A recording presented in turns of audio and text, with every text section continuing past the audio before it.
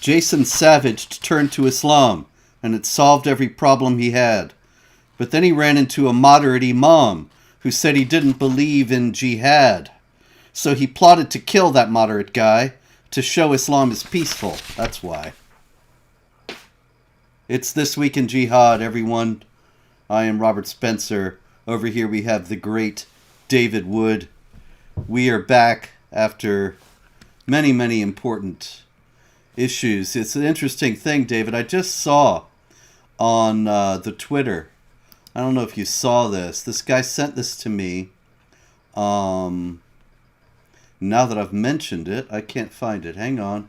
Have to follow through now.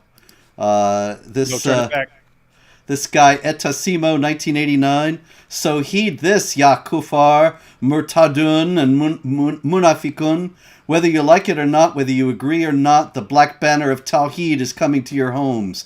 We bring death to all Kufar who refuse to pay jizya to us. And we bring death to all Musrik who do not embrace Islam. And I thought, if this guy isn't putting me on here, I don't know. I don't understand, because I just spoke at James Madison University on Monday. And they said I was an extremist for not believing Islam is a religion of peace. So, kind of confused about this guy on the Twitter. But of course, you can't believe everything you can see on Twitter, right? He's probably a right-winger. Yeah, he's probably some Trump supporter trying to cause confusion. That's it, man. So, Jason Savage. Did you hear the Jason Savage story? No, not a bit. Not a word. Oh, well, he's in the poem this week, so I think I got to start with him. That's Jason right there. And hold up. Oh, whoa. What? Is that a red beard? That's a red beard, of course, because every convert to Islam in England is a ginger. I thought we knew that. Ginger jihadis. That's right. It's really wild how often that happens. But in any case, Jason Savage, he was just sent. What happened to him? Yeah, he was just jailed for life a few days ago, Friday, for plotting to kill an imam. And so since he's a convert to Islam, he must misunderstand Islam, because, of course, if he's plotting to kill an imam, he must not be a real Muslim, right? Yeah, you'd have to say that, as long as you ignore the command in the Quran, Surah 9, verse 73, to wage jihad not only against unbelievers but also against hypocrites. So, assuming he didn't regard this Muslim imam as a hypocrite or an apostate for some reason, then yes, we can say this guy should not have been plotting that sort of thing. Poor Ginger. Maybe the guy said something about his red beard. Well, maybe that was it. Maybe it's the red beard. But what the Press Association of the UK says is that he planned to flatten a mosque in a terror attack. And he was plotting to stab an unnamed Islamic cleric who was, according to the Press Association, an outspoken critic of terrorism. And this guy from Small Heath, Birmingham. Did they say Birmingham in England, or is it like Birmingham or something? Yeah, you know? it's probably something lame like Birmingham or something like that. Oh, quite. Yes. In any case, he yes. Douglas Murray. Yes. The West Midlands Police said that Savage was convicted because he was filming reconnaissance video near a mosque on Wright Street, Small Heath, Birmingham, and he said that seems to be likely to be the best way to get away. Oh, he's probably not like that, right? He's going to say, that seems like the best way to get away. The police will probably come from that way. And hey, governor. So he said, he had adapted a knife. It doesn't explain how exactly he adapted the knife. But in any case, he adapted the knife for use in his jihad. I don't know if it was an X-Acto, probably bigger. And he said, just needs the means now. Ask Allah to give man the means, bro. And anyway, so he's plotting to kill this imam and to destroy not only the imam himself, but his bookstore and his mosque in Small Heath. Because even though this guy's a Salafi, this is one of the reasons why I think this dispute might have been over something else. But the official story is that Jason Savage is a Salafi. The imam's a Salafi, but he's a different kind of Salafi who says that Islamic terrorism is entirely incompatible with the true essence of Islam. And anyway, he's been in prison ever since he was arrested. Now he's sentenced to life. And he said he's been posting. Now, what I don't understand, David, is the guy's in prison. Why is he posting on social media? But anyway, did you post on... Well, I guess there wasn't social media. No, but Robert, that is becoming increasingly common. Inmates have more access to the internet now. And so I think that's going to kind of vary from place to place. But like my brother, so he got out last year, but he could actually send me messages like emails and stuff like that. So I don't know if he had access to social media, but he could send emails and stuff. So they had access to computers. Well, Savage was posting messages on social media saying he was delighted to hear prison staff had been stabbed up after a plot against Muslim inmates. And so anyway, he's a convert to Islam. He's in prison now for trying to kill an imam that he did not think was sufficiently or adequately or correctly Muslim. And perfectly in line with Islam. If you've got Muhammad saying I've been made victorious with terror and so on, and clearly, I mean, when he's robbing the caravans of the pagans of Mecca, he's attacking their. Keep in mind, people in Mecca. You have your doubts about whether any of this is true, Robert. But even according to the story, Mecca, like, they don't have a lot. They're supposedly a trade hub. I agree there's some problems with that historically because it does not on the trade route. But anyway, according to the story, Mecca is this trade hub. Right. That's how they make their money. So whatever money you had, you would invest in the caravan that's going up, and they're going to trade some stuff. They're going to come back, and you're going to have a little bit more money. So any money you have, or anything you have, or any products you have, or anything you've been able to grow, or anything else, you put it in this caravan that takes your stuff away. What does Muhammad do? He starts robbing the caravans. What's that mean? Well, if I put everything I had on that caravan to go trade it and make some money, and this guy steals it, well, I'm going to starve. And so this is terrorism. Right? He's straight up terrorizing these people. And so the point is, if Muhammad funded his early campaigns through terrorism, and he said, I've been made victorious with terror, and you come along and say, no, terrorism has nothing to do with Islam, there's no connection at all, you're basically attacking Allah and Muhammad and the early Muslim community, and that is a quick way to get yourself labeled an apostate. Yep. So the guy, he almost offed the imam. But instead, he's got prison dawah for decades to come, or at least 16 years. I think he'll be out in 16 years, probably even sooner, if Britain becomes an Islamic state before that. Meanwhile, we got Hashem Abidi. And Hashem Abidi is the brother of was it Salman Abidi? I should get the story. Is that the brother of the guy who attacked the concert? Yeah, the Manchester Arena. Probably looked familiar. Okay. Yeah. And Hashem, Salman, it was Salman Abidi. But in any case, Hashem Abidi, he helped out his brother with the Manchester Arena jihad attack in which 22 people were killed. But this past week, he's in prison, and he attacked 3 prison officers with hot oil. And then, actually, he stabbed them first, and then threw the hot oil on them. Stabbed them with makeshift weapons. So, wait, he did what now? He stabbed them with makeshift weapons in prison. Three police officers in prison, and then threw hot oil on them. Hot oil, yeah. Burned them with hot oil. Huh. Yeah, they called it stripper surprise in prison. I don't know what they call it in the UK, and I don't know what exactly they use. They called it stripper surprise because an inmate would get a hold of some floor Ah, stripper that they used to strip the floor, and you'd put some other stuff in there. They put like syrup and stuff in there. Anyway, they combine it all and then stick it in a microwave until it's boiling, mm-hmm. and then you just fling it in someone's face, and like their flesh is just like falling off as they're running around screaming and so on. So anyway, I never actually saw that happen. I heard about who it happened to.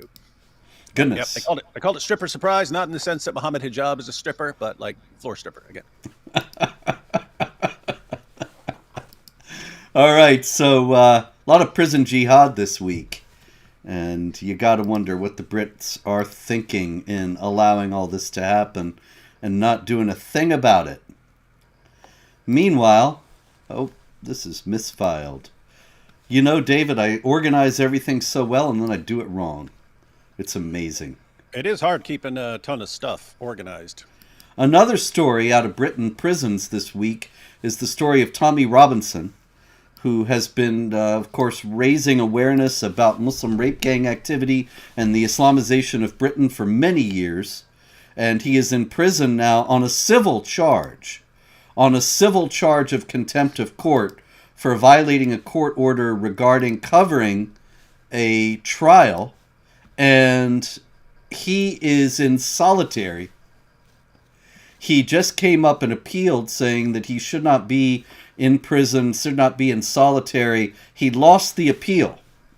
And what I thought was wild about it, David, was that Mr. Justice Johnson, in the LBC report, they, of course, always, whenever I see these British reports, they don't give the first name of the judge. It's Mr. Justice whatever. So this is Mr. Justice Johnson. And he said that nobody is above the law.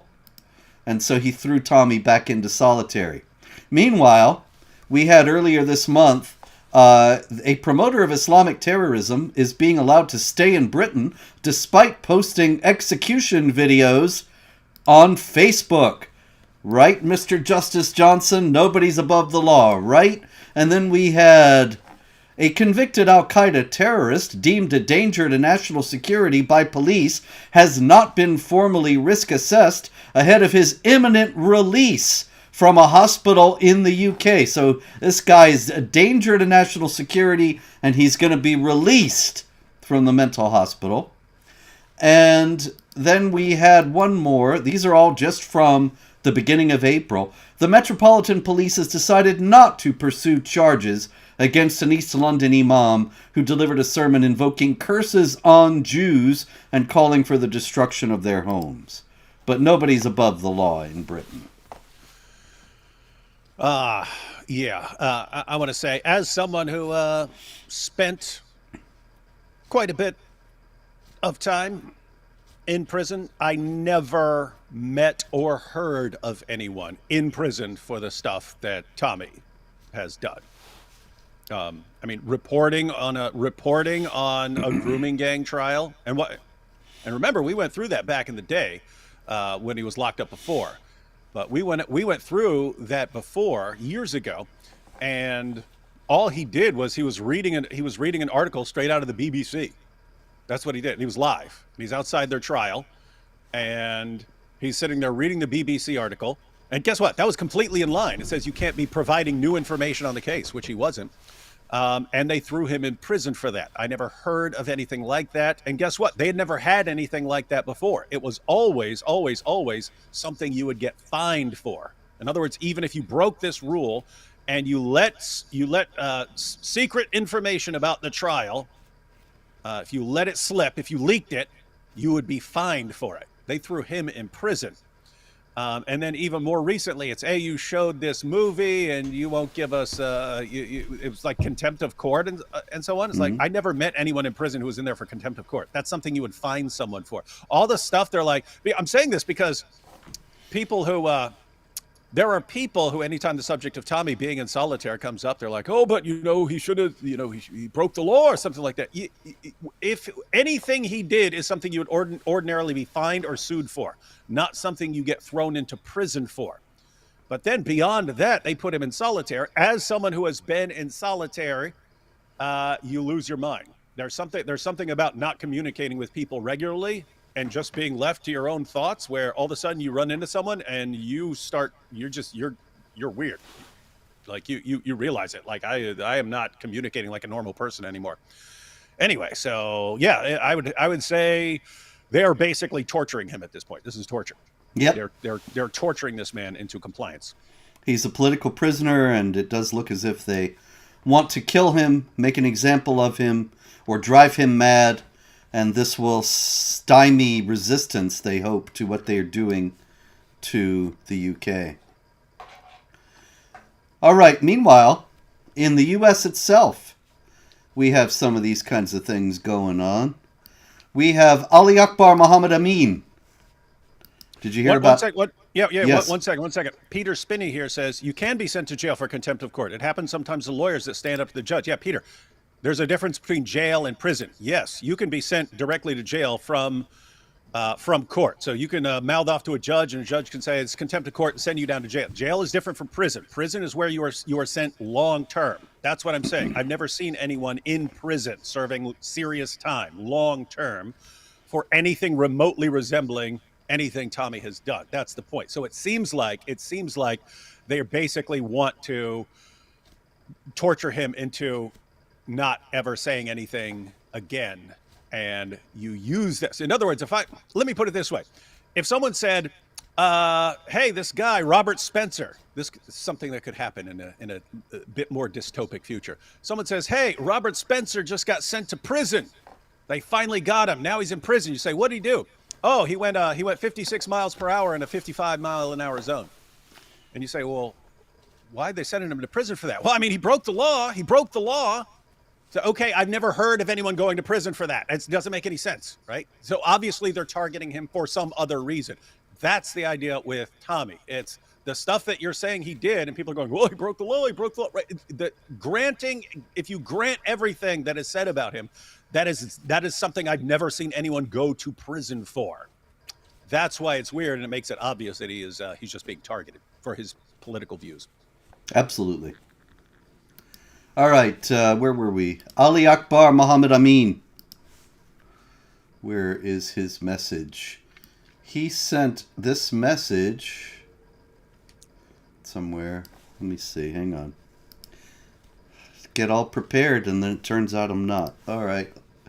It's here. There it is. He wrote to the Director of National Intelligence, Tulsi Gabbard, prepare to die, you Tulsi, and everyone you hold dear. America will burn. Ali Akbar Muhammad Amin. All right, so we got that going on. I don't really know what to say about that either, David. There it is. I'm just saying, it's stuff that's been happening to us forever, and now it's happening to just random politicians. Indeed. Yes, she said radical Islamist terrorism was the biggest threat the nation faced. This was something that is a big departure from what the U.S. government has said for years.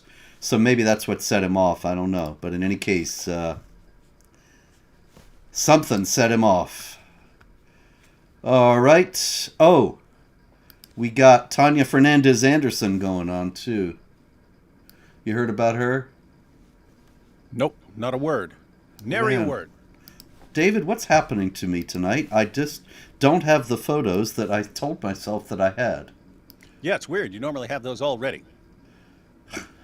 It's like you're being cursed by Allah. Maybe it's the gin. I shouldn't have had a fifth of gin before the show. Hey, a couple of people are saying my audio is low. Let me see. I'll turn you up a little bit. Yeah, actually, I don't know why, but you are actually low here. How's that? Say something.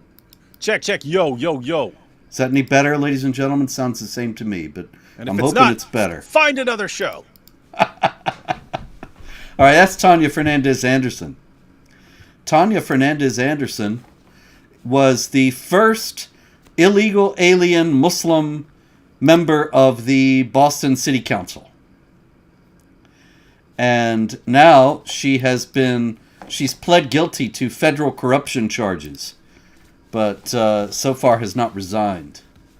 And so you can see she's wearing a kind of a hijab here, always covers her hair.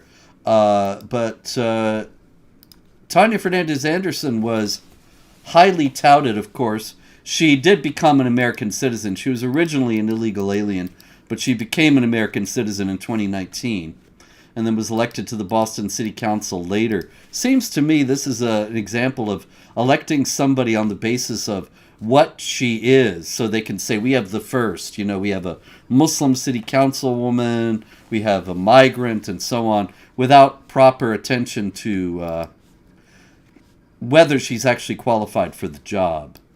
And this is something that it's a hazard of identity politics, that you get these people in who are not necessarily the most qualified for what they're doing.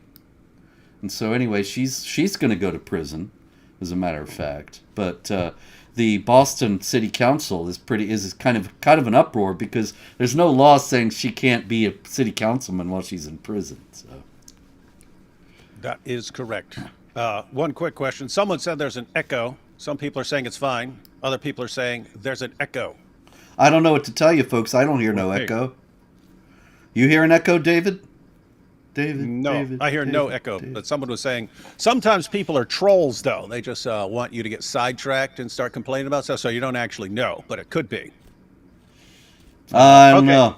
Urban Infidel says, I hear no echo. Okay, if anyone else hears an echo, Urban Infidel says you are lying and you've been humiliated. All right. I trust Urban Infidel because Urban Infidel helped publicize a book that I wrote. I'm not sure which. No, I do remember which one, but maybe I shouldn't say that. So anyway, never mind. It was somebody else.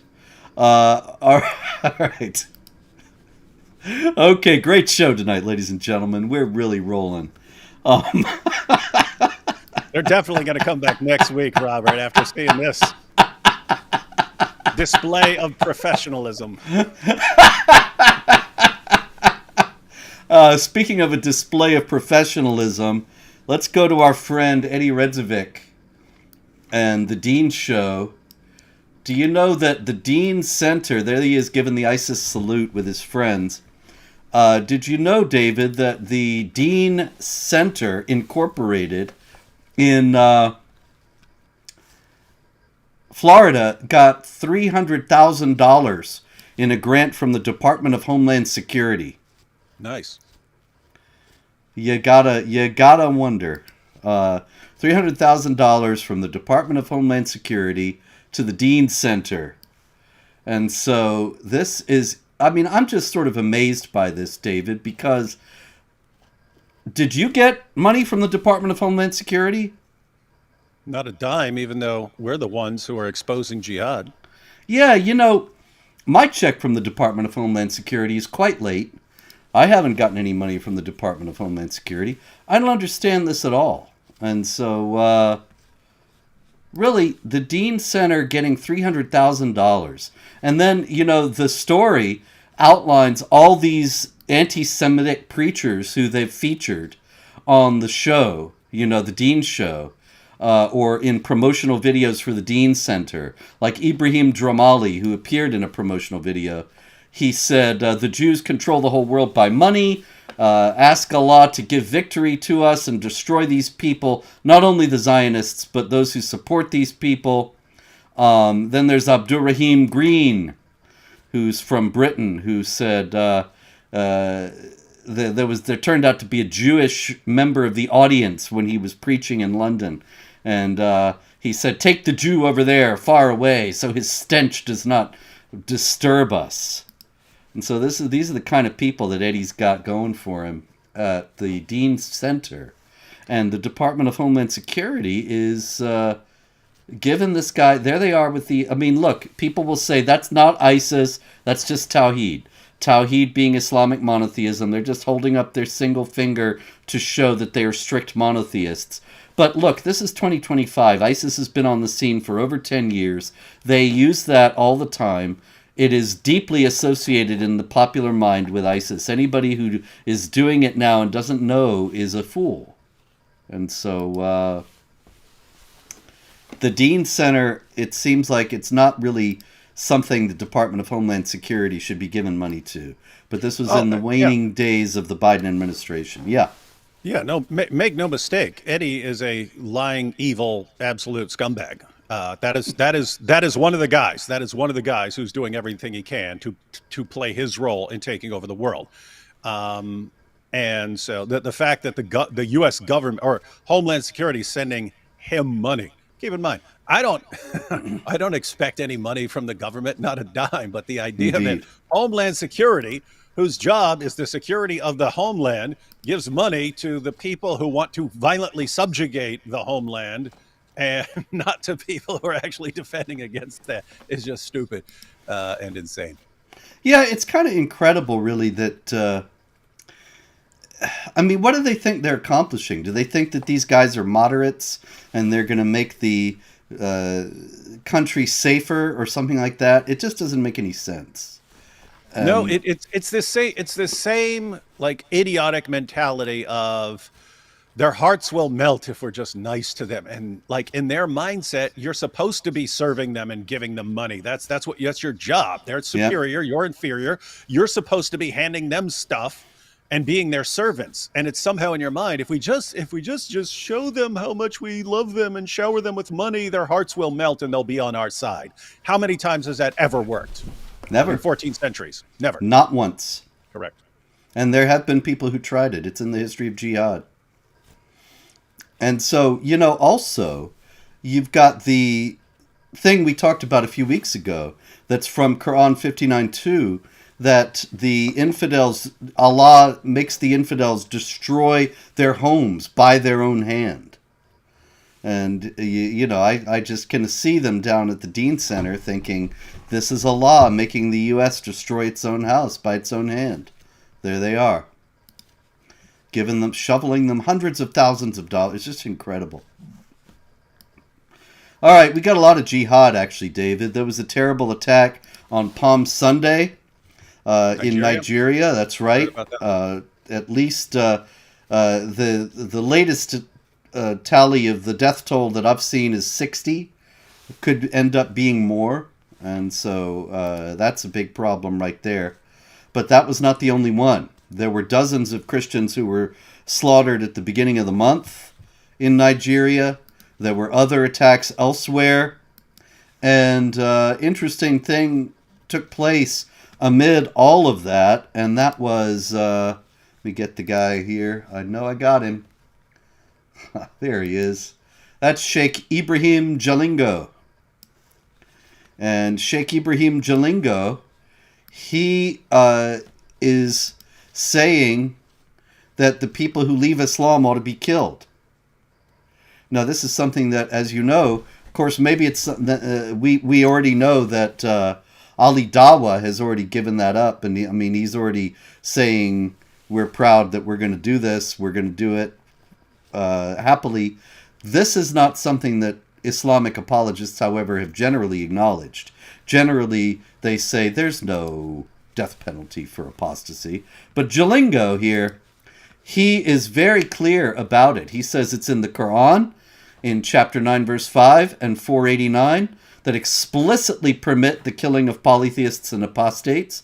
And those, of course, are a couple of the kill them wherever you find them verses. He cites Muhammad saying, whoever changes his religion, kill him. And he says only an ignorant person would claim that the hadith, whoever changes his religion, kill him, contradicts the Quran, which is what somebody there in Nigeria said. In fact, the Quran itself not only permits the killing of those who commit apostasy, but even allows the killing of all polytheists. And he says that one of the favorite verses of the non-Muslim politicians in the West, there is no compulsion in religion. He says, everybody knows this has been abrogated by the verses about killing. Yeah, and that particular verse, 256, it's interesting. You go to a commentary like Corteby's, and he gives all of the interpretations of that verse held by any significant Muslim ever. No one ever thought it meant what a Muslim today says it means. No one. It never crossed anyone's mind. Why? Because they know what else Muhammad said, and they know what else the Quran says, and therefore it's impossible to interpret the way they are interpreting it today. But yeah, Ibn Kathir's position and the position of many others was just it was abrogated by commands later to fight people. Yeah. So, well, it's just remarkable the lack of curiosity on the part of these authorities in the West. It's astonishing. Some Muslim, like Eddie Redzovic or somebody like that, tells them, "Oh, we're moderate and peaceful, and there's no compulsion in religion," and they just buy it. They say, "Oh, okay, here's $300,000, and you're good." I don't know, David. I don't know. I'm just feeling like I'm not hitting on all cylinders tonight. Should have gotten Charles Nelson Riley to guest host, but it's too late for that now. All right, we got. Let's see what we can do here. We got another Muslim cleric with another interesting statement. Where is he? Hang on. He's on his way. He's packing his bags. He's going to get here. There he is. Khalid Hanafi. Did you see him? Nope. Okay, he is the Minister of Vice and Virtue for the Taliban, for the government of Afghanistan. I expect he gets a little vice in. I mean, how could you be the Minister of Vice and Virtue if all you do is deal with the virtue, So I expect. But he's over there in Kabul. He's got this government position for the Taliban. And he said that non-Muslims, including Hindus and Sikhs, who are, of course, the non-Muslims that he deals with more often because he's in Afghanistan, are worse than four-legged animals. And he said disbelievers carry out administrative work. Polytheists, Jews, Christians, Hindus, Sikhs, but they are like four-legged animals. They hold beliefs that go against Sharia and Quran. Isn't it always fascinating that this group, which somehow encourages the worst behavior of any group we've ever seen, are the ones who say everyone else they're like animals? Well, where does it come from? Where'd they get this idea? Surely it's not in the Quran. Oh, it's in the Quran, and it's all over the Hadith as well. Indeed. Yeah, you got 855, the non-Muslims are like animals. You got 98.6, the non-Muslims are the most vile of created beings. You got 7179 that says, is that the one worse than animals? I think it is. You got the like cattle. You've got the like cattle. That's the like cattle one. And then you've got the ones that are specifically about Allah turning Jews into different kinds of creatures. And it's funny because Muhammad had to figure out which creatures over time, because he somehow knew that Allah had transformed Jews into some kinds of creatures, but he wasn't sure which. And so you have all these weird passages where someone offers Muhammad roasted lizard, and he's like, I don't know, that might be a Jew. That could be a Jew that Allah transformed, and I don't want to eat a Jew. And then he performed this scientific experiment where he said that Allah obviously transformed Jews into rats, because he argued that rats follow kosher dietary laws. He's saying that they will eat sheep's milk, but not camel milk, because camel milk is not kosher. So he claimed that rats show that they are actually Jews who've been transformed, because the rats still are kosher. Follow kosher dietary restrictions. Interesting fellow. We should just build our life around this guy and our entire world, and let any idiot who follows him and decides to slaughter people in his name rule the world. Yeah, because otherwise would be Islamophobic extremists. That's true. You don't want that. That's the worst thing in the world. All right, we got another thing out of the Taliban. Hibatullah Akhundzada, who is the supreme leader of Afghanistan, he carried out some executions last Friday in a sports stadium. I don't know if they play sports in Afghanistan anymore, so they got to use the stadium for something. And so they got the executions going there. And so Hibatullah Akhundzada, he says, we must carry out disciplinary measures, perform prayers and acts of worship. We must enter Islam completely. Islam is not limited to a few rituals. It is a comprehensive system of all divine commands. So he's saying the executions, this is part of Islam. You can't negotiate this away. You can't ignore this part. You got to do all the Islam there is, and that means you got to kill the people too.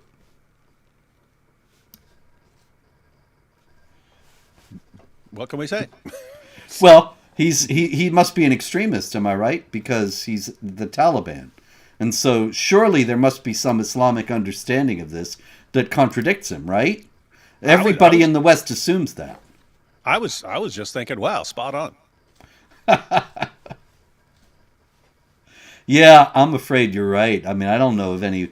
I would love to see somebody, one of these Islamic apologists in the West, contradict all that and say no, and make a Quranic case for freedom of conscience or something like that. But those never show up. Not only do those never show up, but nobody ever seems to notice or care. They just say, oh, the Taliban, they're extremists, and let it go at that, as if all the other Muslims are Jeffersonian Democrats. That's true. Yeah. It's just... It's a crazy world. Yes, and we have found out about all the wonderful, peaceful, democracy-seeking Muslims in Muslim lands every time we take out, a Saddam Hussein or something like that for them, and then we see freedom and democracy flourish. Yes, yeah. I remember those are the days I was on Fox a lot. I remember during the Arab Spring, I was on this Fox show and. Everybody else on it. There were like 3 or 4 other people they were talking to, Juan Williams and a few others, and they were saying, "Isn't this wonderful? It's going to take them a while to establish their democracies, but it's this tremendous movement to freedom, and we have to be patient with them. Remember that in 1776 we didn't have the Constitution in place." It took 13 years to get the Constitution implemented, and George Washington inaugurated president. So patience. And I said, no, this is a Muslim Brotherhood takeover. It has nothing to do with democracy, and none of these countries are going to end up better off. And Juan Williams said that I was fear-mongering. But Juan, I know you're watching tonight. I got to say it. I hate to say I told you so, but I don't really hate it that much. Yep. It's funny. It's just funny that even built into the thinking, because we pointed out how insane it is all the time. That the mistake that journalists and politicians keep making is they think all people are the same, and it's false. It's completely false. They think, oh, here's how we are.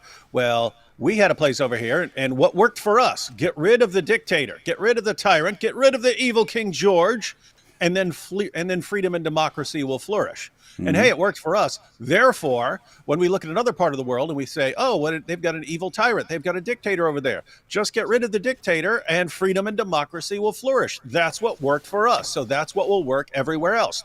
So you've got an evil guy like Saddam Hussein. Well, let's just get rid of him. Oh, we did. Now what? Oh, they're blowing up each other's mosques. Oh, my goodness. Now we've got ISIS.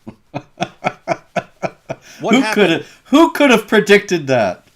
Yeah. See, guys, let me break it down for everyone. Sometimes you have a tyrant and he's being a tyrant over a bunch of people who would really like freedom and democracy. And so guess what? Get rid of the guy. Then you'll have a bunch of people who put together a system with freedom and democracy. In other places, you have a tyrant, and he's controlling a bunch of people who want to blow up each other's mosques and slaughter people in the name of Allah. And the reason that they're not doing that is because he's a tyrant who will crush them, and they're actually scared of him. They're terrified of him, and he's able to keep them in line. Why? Because if you cross Saddam, he's going to have tanks rolling into your village the next day, mowing people down. That was enough to keep them in line. All of a sudden, you get rid of the guy that everyone is scared of. It's like having a lion in an area, and you've got wolves. The wolves are scared of the lion. Get rid of the lion. Now the wolves no longer have anything that they're scared of, and they can do what they want. And so that's what happens. You get rid of the tyrant that everyone's scared of, and you say, "Hey, let's put freedom and democracy in its place." And they're thinking, "You guys have no. Are you joking? You think that's gonna scare us?" And then what do you get? You get ISIS. At the end of the day, you get ISIS. And guess what? Any of these journalists, you think, learned a lesson from that? Not a chance. Nope. Of course not. Of course not. They just stopped talking about it altogether. All right, we got so many stupid infidels here. Hey, before we go to the stupid infidels, however... You're not talking about the people in the chat, are you? No, I'm not, actually. Okay. What's going on in the chat? No, I thought you were just calling everyone stupid infidels. Would I do that? There are plenty of stupid infidels out there, but I'm talking... in the chat. No, not in the chat. Unfortunately, actually, we should... If this show were really... I don't know even what to say, but these stupid infidels ought to be watching it.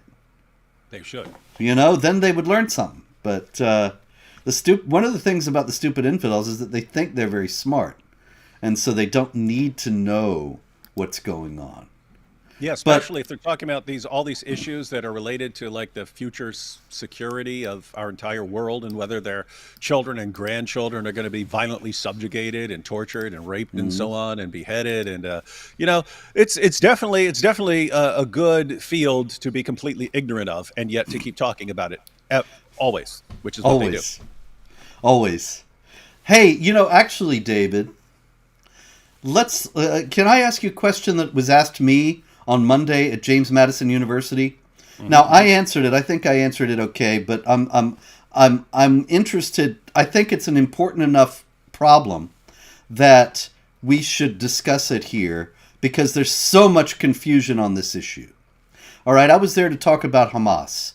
Young America's Foundation brought me. I'm speaking at James Madison University. All these... The same old thing as always, all these articles in the local paper and the student paper saying this terrible guy who's, on the hate list and all this stuff is coming to speak. And so I come to speak. I say that we have to understand Islam in order to understand Hamas, because in the Hamas charter, it says they're doing it because it's all about Islam.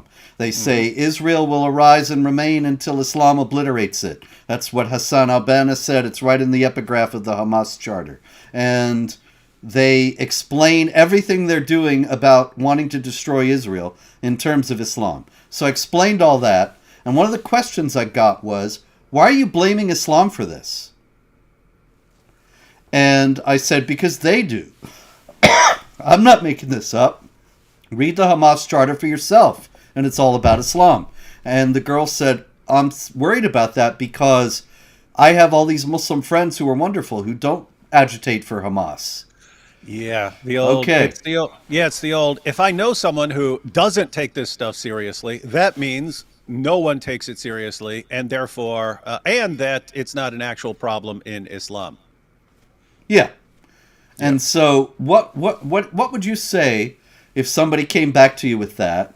After you just explained about Islam's doctrine of drive them out from where they drove you out from the Quran, that you have to regain land that was ruled by Islam. Hamas quotes this, Hamas acts on this, and somebody says, but wait, I have Muslim friends. I would say, I would ask the person, are you saying that your Muslim friends are the standard of what Islam is and is not? That whatever your friends are, that's what your friends define Islam. It's not. In other words, are you saying that Islam is not? Are you saying in front of the Muslims here? Are you saying that Islam is not defined by what Allah and Muhammad command? Instead, it's defined by what your friends act like. And if so, why are you saying that they are the standard and not some other group of Muslims who are waging jihad? So tell us how you're distinguishing, because normally the way you distinguish between two different groups behaving in different ways, if they all claim to be Muslims or Christians or whatever, you'd say, let's go to your sources and see which group is reflecting what's in the sources. So that's how I would do it. And I would say, when Hamas quotes Muhammad talking about exterminating Jews, they're the ones who are actually doing this from an Islamic motive. And if someone says, what? No, we love everybody equally and we don't want to ever hurt anyone, I would say, okay, you're not in line with your sources. So that's how I would do it. But you're doing things differently. You're saying, no, whatever my friends are, that's what defines Islam. And if Muhammad and the Quran contradict my friends, so much for Muhammad and the Quran, they don't know what they're talking about. Is that what you're saying? I'd probably go in that direction. That's great, David. Thank you. Oh. I thought that that was worth bringing. Yeah. Oh, I just wanted to point out, because I just posted a video about this morning. Here's what really creeped me out about the Hamas charter. Mm-hmm. So Article 7, in Article 7, that's where they quote the passage about killing the Jews. So it says, the Islamic resistance movement, that's them, aspires to the realization of Allah's promise, no matter how long that should take. The Prophet, Allah bless him and grant him salvation, has said, the day of judgment will not come about until Muslims fight the Jews, killing the Jews. When the Jew will hide behind stones and trees, the stones and trees will say, oh, Muslims, ya Muslim. Oh, Abdullah, there is a Jew behind me, come and kill him, right? So they've got that in their 1988 charter. So there's that. But then the very next article gives their slogan. And the slogan is, Allah is its target, the Prophet is its model, the Quran its constitution, Jihad is its path, and death for the sake of Allah is the loftiest of its wishes. And I'm just like, think about that.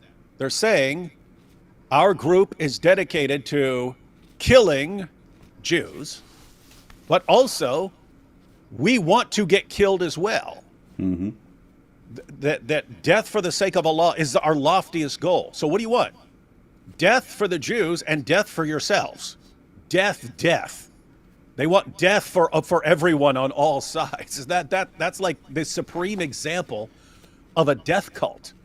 But it's just, I don't know. It's just amazing that you have a group that says we want death for our enemies and death for ourselves. Death. What's your goal? Death for everybody, for everyone, both sides. Death. And you got people, oh, what a bunch of great guys. They're freedom fighters.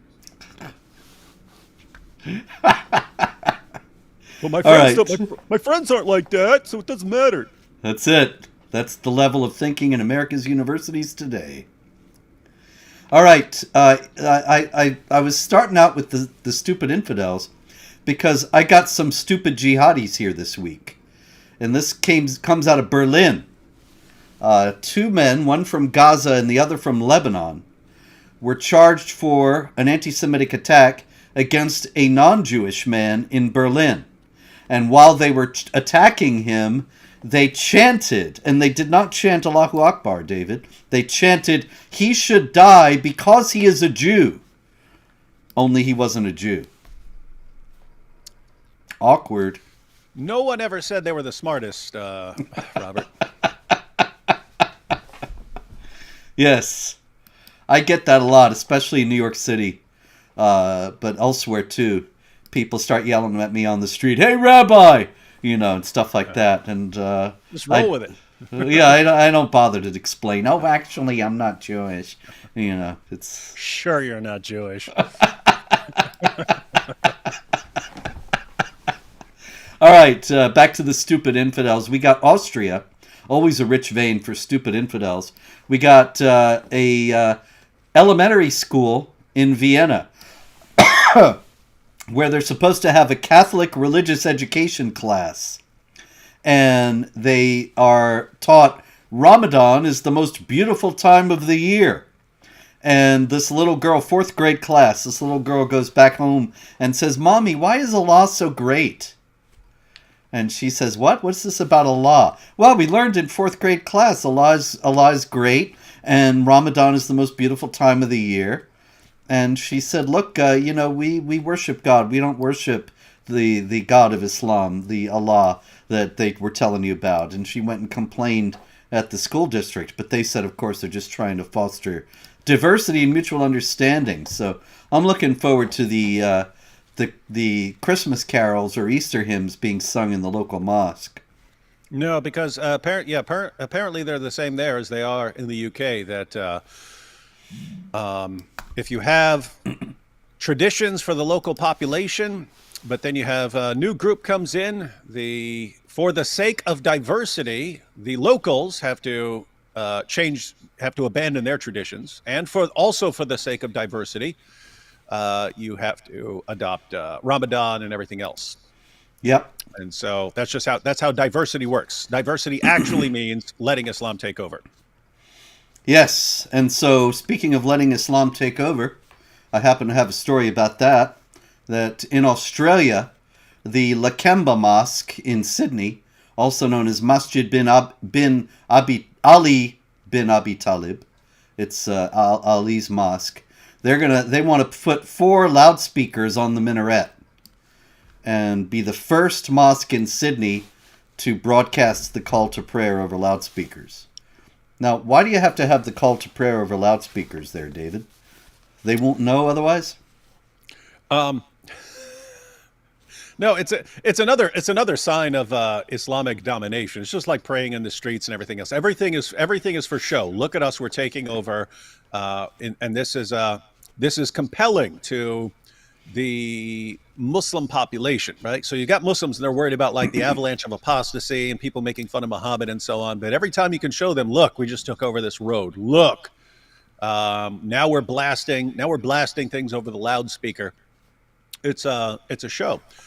Plus, as we know from the Hadith, whenever Satan hears that, he starts farting loudly to cover up the noise and so on. So there's that too. So they have to have the loudspeakers to drown that out. Well, Satan really has to pass some powerful gas to drown it out. It's like a battle of arms, right? It's like, they just yell it, but then Satan, he passes gas and he's able to drown it out. So they're like, well, we'll show you. We'll blast it even louder. And he's like, well, then I will fart even louder. And so that's how it goes in Islam. Oh my goodness. We're not dealing with the top brass. We're not dealing with the top brass here, Robert. No. This was not a religion that was constructed by great intellects. All right. We have a terrible story out of Uganda. A mother of 6 children was stabbed to death by her Muslim husband after she attended her first church service. Nasimu Mirembe, who has children ranging in ages from 3 to 18, had just become a Christian after hearing the gospel from a friend. And she and her friend were on their way to a church service when a Muslim neighbor saw them. And so the woman who had just converted was afraid that the Muslim neighbor was going to tell the husband that she was heading to a church service. And sure enough, Adamu Mukungu, the Muslim husband, on their way out of the church, he met them and said, "I saw you come out of the church. What you have done is very bad, especially during this period of Ramadan." This has just been reported, but it happened in March. And the friend of the woman said, immediately he started slapping his wife. I started screaming and shouting for help.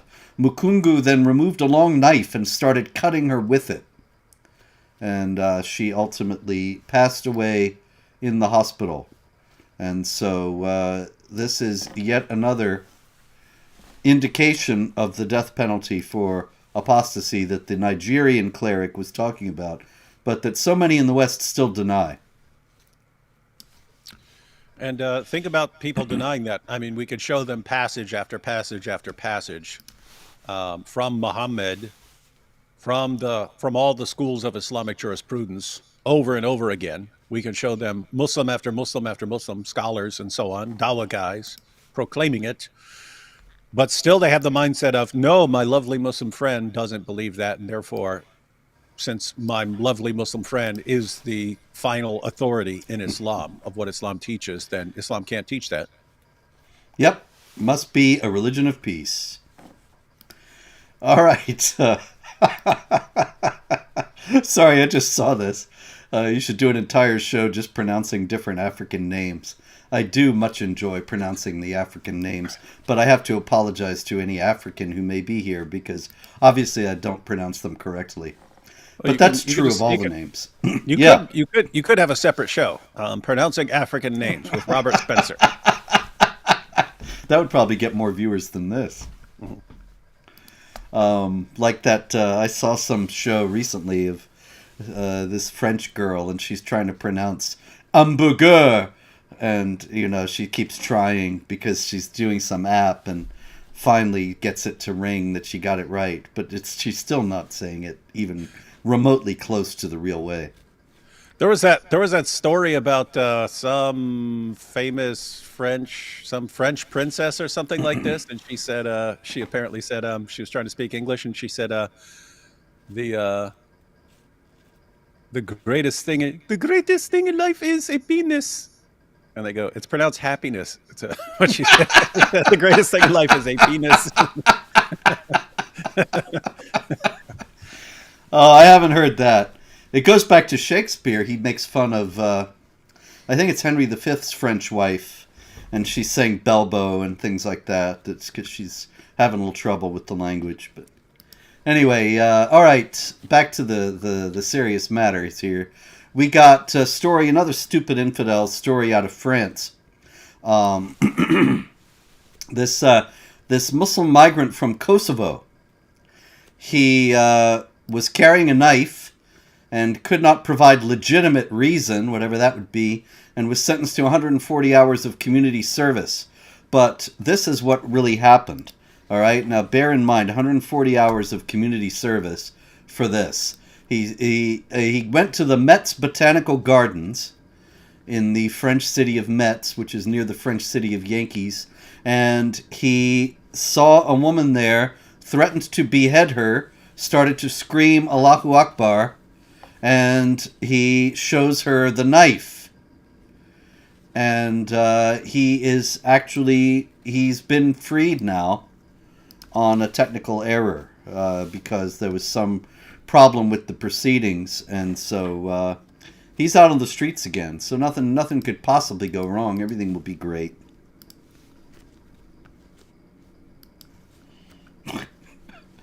I'm just saying. You said 140 hours community service? Yeah. I got 100 hours of community service when I was a teenager for breaking into a place. Well, this guy pulls a knife, threatens to behead a woman, screaming Allahu Akbar. He was screaming it, she wasn't. And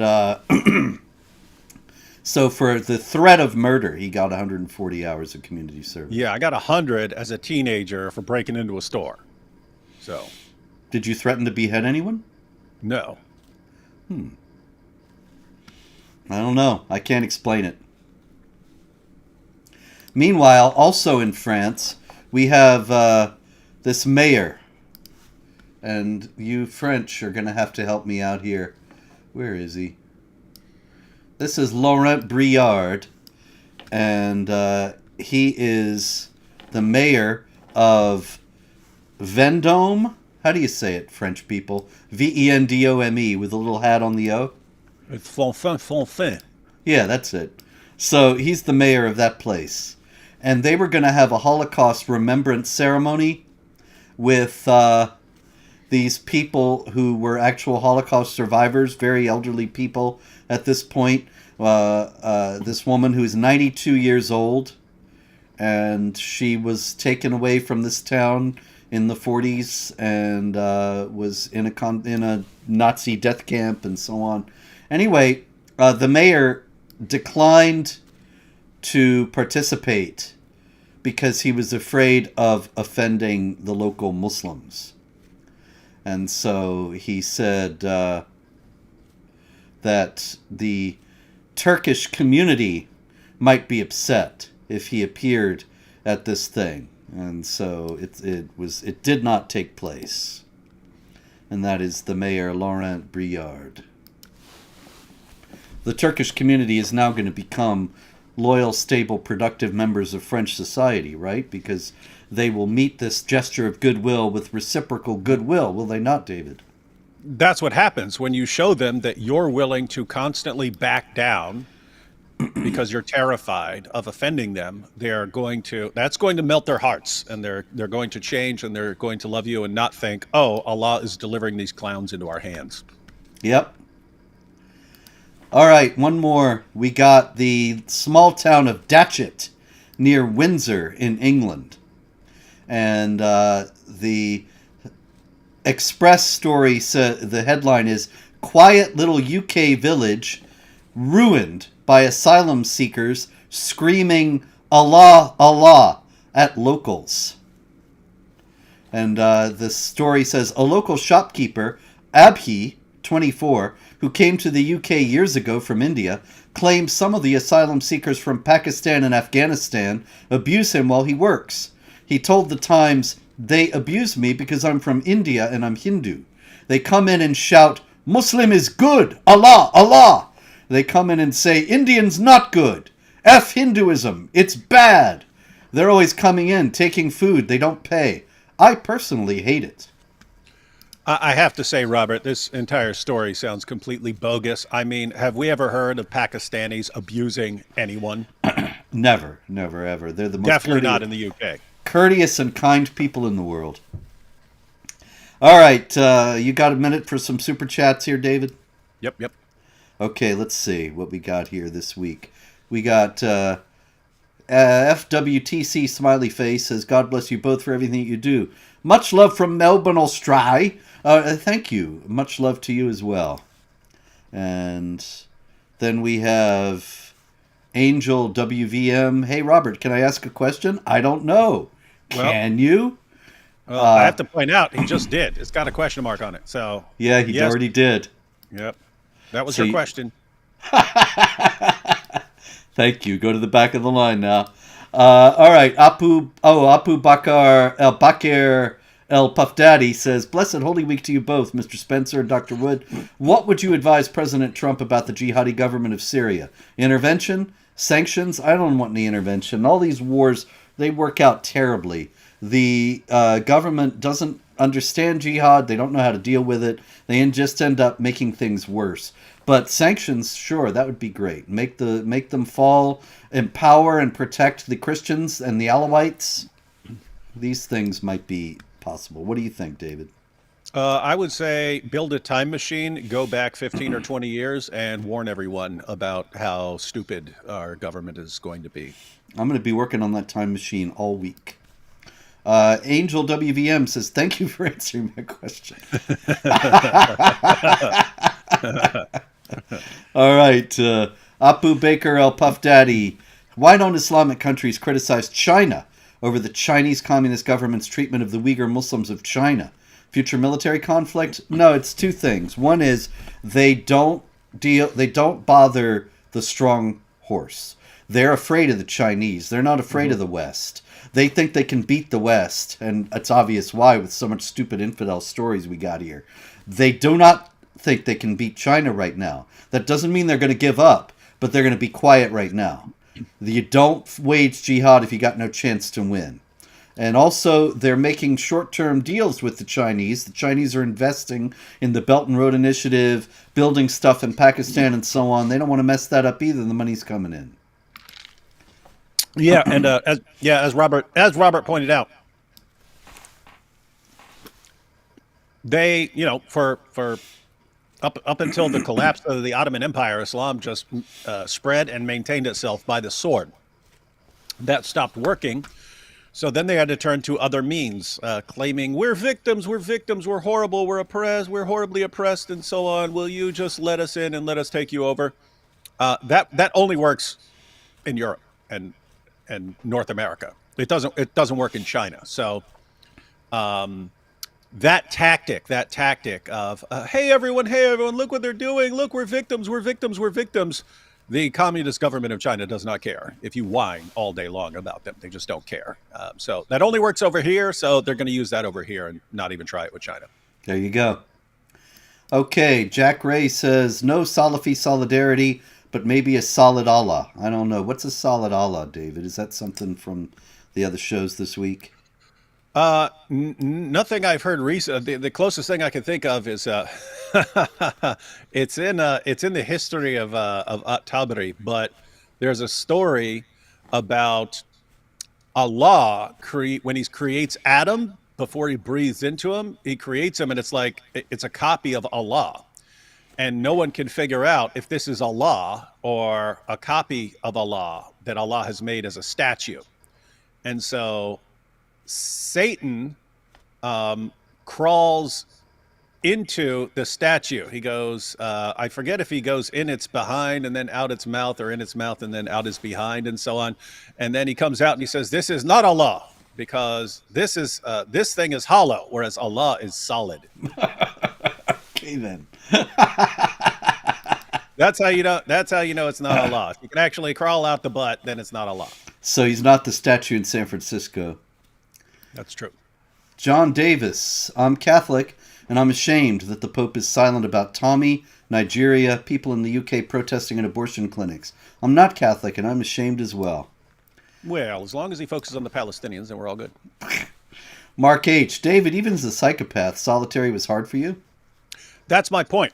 I'm considered psychologically and mentally tougher than most people, and I actually prefer most of the time just being by myself. I sit in my room and work on my laptop and read and so on. And so I'm normally fine with that. The thing is, even for a psychopath or anyone else, if you're regularly interacting with people, then you're basically bringing your behavior in line with what is appropriate in various contexts. For some reason, and you wouldn't know that this would happen unless you've actually experienced it or witnessed it. For some reason, tossing someone into a cell without interaction with other people, you just quickly you're just relying on your own thoughts and so on, and you just quickly lose that ability to constantly be checking your behavior by bringing in line with what is appropriate and so on. And all of a sudden you start interacting with someone after just weeks or something like that of being by yourself, and people think you're behaving really, really strangely and oddly, and you start realizing, whoa, I would not have talked like this a month ago, but here I am, and I'm sounding really, really weird right now. So yeah, so that's the point. If that's how it was for me, and I wasn't in there nearly as long as Tommy is, so I can guarantee you it is messing him up. And eventually, if they keep him in there in solitaire the entire time, and then eventually just let him out, watch how weird he is. Watch how insanely weird his behavior is, and it is going to take him a while. And I have to say, he'll probably never just be back to completely normal. But watch him when he gets out. He will be weird. Keep him in your prayers, friends. This is a serious thing. All right, AP says jizya. Thank you, AP. You see? Mm-hmm. Even AP pays the jizya. Susan Lee, can't wait to be a dhimmi. I don't know. I don't know if you're talking about yourself or if you're talking about some of the stories we were dealing with at the time that you sent that. But in any case, yes, some people certainly can't wait to be a dhimmi. Hey, yeah. Hey, we should start that, Robert. What's that? We should make a show, like a game show, a fake game show called "So You Want to Be a Dhimmi," right? And it's like it's all these Westerners who are trying to appease Islam. It's like, so you want to be a dhimmi, right? Okay, come in here, and we'll have a couple Muslims, and they're going to treat you like dhimmis and so on. And they can that'll be fun. Show them this is somehow what you're really after. You're a bunch of sadomasochistic weirdos who just want to be flogged by these guys or something. Yep. Jack Ray, so the Taliban executed people in a stadium when they wouldn't play ball? Haha. All right, Tina L. I'm analyzing child marriage by country versus religion and sect. Stats first, then laws. Wish me luck. Sunnis deny they do it, but Bangladesh in top 10. What a shocker. Good. More power to you, Tina. Hope it works out well. Grumpy Granny says, ooh, super chat. Share. Thank you, Grumpy. I'm pretty grumpy most of the time myself. Cynthia Ridgely says, please discuss taqiyya. Taqiyya is lying in order to deceive the infidel and make him think you're on his side when you're not. It's based on Quran 328 primarily, but there are other verses as well that are involved in it. 16106 comes to mind. But it's not just it started out as a Shiite practice. Taqiyya is a Shiite term, and it's very important in Shiite theology. In Sunni theology, it does not have this name, and they deny it on that basis, and they fool a lot of infidels by saying that's a Shiite idea, and then people like Spencer and Wood claim it's through for all Muslims, but it's based on 328. Mm-hmm. And why don't you take 328, David? Yeah, so that's straight out of the Quran, and so basically early on in Islam it applied in two different ways. One, if someone was threatening to kill you or persecute you because you're a Muslim, you could deny that you're a Muslim. You say, what? Muhammad, I don't believe in that guy. And then so they were fine with that. They were fine pretending not to be a Muslim. The other thing is in Surah 3, verse 28, it's not denying that you're a Muslim to avoid being persecuted.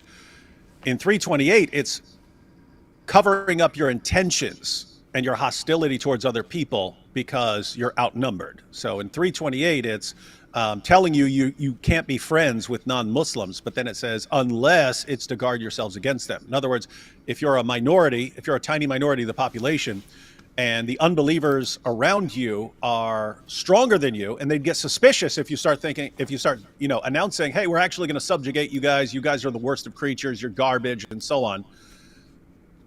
If they're more powerful than you, then you can pretend to be friendly towards them. You can pretend to be friendly. And so notice that's in the Quran. So Sunnis and Shias believe in the Quran.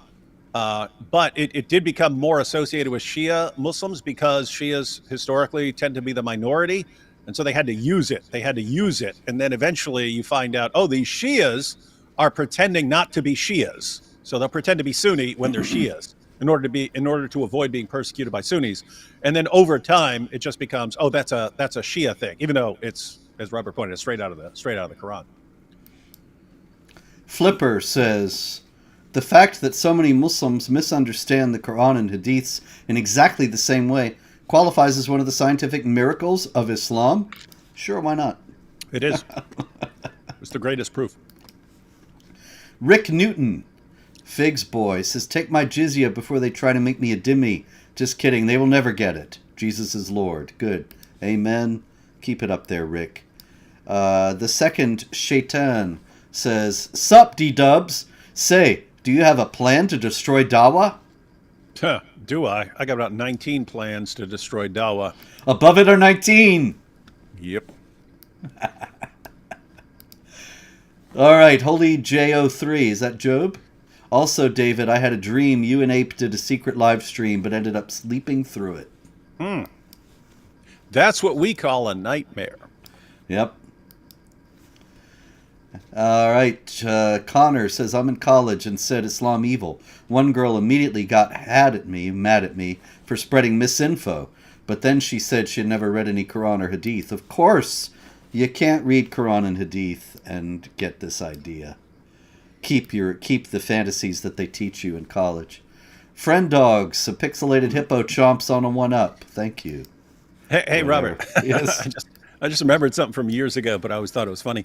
When that person said he had a dream, but this was years ago, and my wife and I both had a nightmare at night. So we woke up, and I said, I had a nightmare, and I said, I had a nightmare too. She goes, oh, what was yours? I was like, all these people were trapped in this, we were all trapped in this old house, and there was some toddler in there who was like Chucky, but it's not a doll. It was a toddler and was going around killing everyone with scissors. And the little toddler's like indestructible and stuff. And is like crawling out of the ducts and vents and stuff like this, just stabbing the crap out of people and stuff. And I got to try to deal with this toddler and hold him back and not kill him because it's a toddler, right? And so anyway, I was telling her this story, and I said, "What was your dream?" And she goes, I dreamt that I bought a bag of onions and brought it home, and that I already had a bag of onions.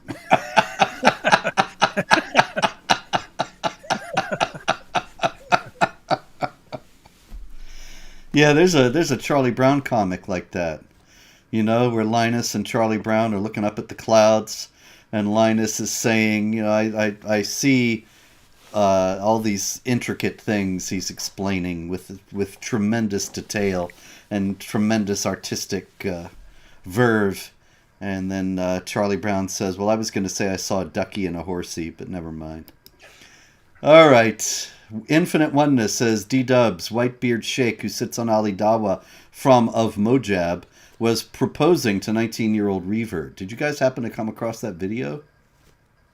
Nope. Wouldn't surprise me, though. I don't know what that's all about, but that's probably better. Yeah, 19-year-old. So this guy's into older women by Islamic standards. All right. Well, that concludes the Super Chats. Thank you all for helping us out here. Thank you all for watching. Apologies for not being on the story tonight. I'm getting old or something. But anyway, it's been great. We will be back with more Jihad. If there is more Jihad, maybe they will all decide it really is a religion of peace this week. But if not, we'll be back next week. Until then, pray open, don't worry.